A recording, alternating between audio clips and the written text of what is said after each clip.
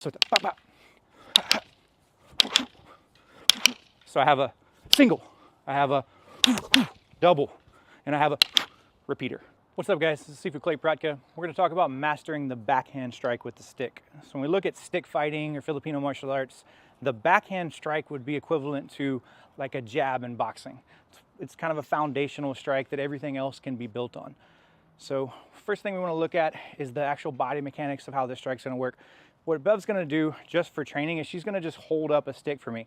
Typically, I would use this strike to go into a hand, trying to break the hand. If I was going to the face, obviously hitting her. So it can be used anywhere there's hard bone. I love it to the elbow, to the kneecap. So you can really use the strike anywhere. But for safety for right now, I'm just going to be working the mechanics.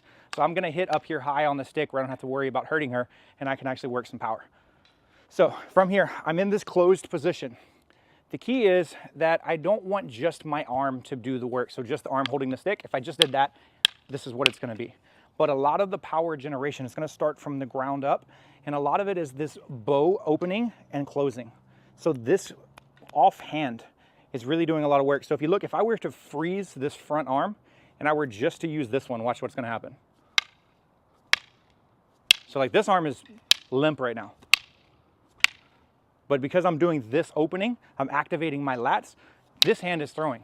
Now when I add this hand and this hand working together, and then I put a little bit of footwork and body into it, now I can start to really get the explosion into that shot.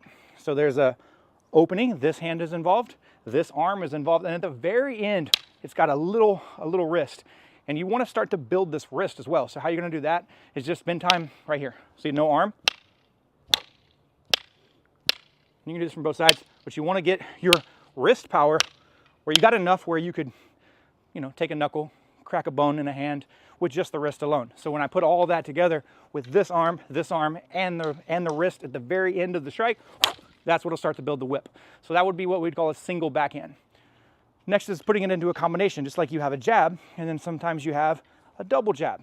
So from here, what I want to do, I'm going to throw the first backhand. Now see how I opened here. As I come back from my close, I'm actually going to catch my own arm halfway back. What that's going to do is it's going to stop my recoil a little early. There's a little bounce off of my shoulder, so it's like, and then it's going to unwind back into the strike. So from here, slowly, it's going out, it's coming back, but instead of coming back here, having to stop the momentum and then restart again, I'm going, so I bounce off of one into the next. And if you play with it like that, you'll notice a significant change in the rhythm of the strike. So from here, it's instead of, you can hear the sound difference. Like that. That's over-exaggerated, just so you can see the movement. Lastly, we like to separate a double jab from a repeater jab. So a repeater jab would be, give me a repeater jab, Bev. See, she didn't do a full retraction. It was just like a pop, pop.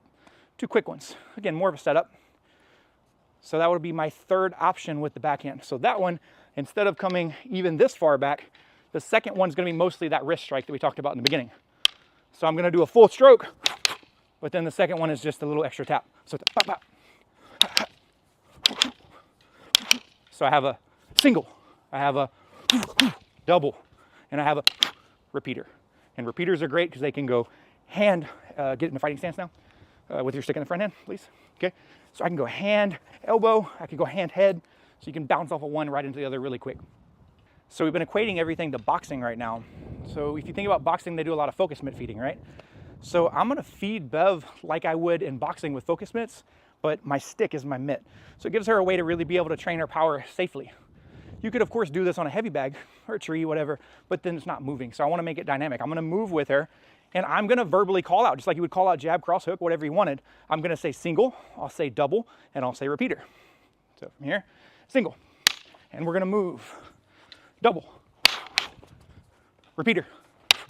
I can even go low. That would be to the knee. High, low. Double. Repeater. So a great drill we like to use to practice these is I'll start feeding her. So I'm gonna call out single, double, and repeater. Single, double, repeater. I can even add in low, low, single, And we move in between. It's very important. She's still staying active, light on her feet, bouncing, move like a boxer. Single, double, repeater, single, double, repeater, single, double, and repeater. One more time low, and there you go. So that is feeding like focus mitts, but for stick fighting.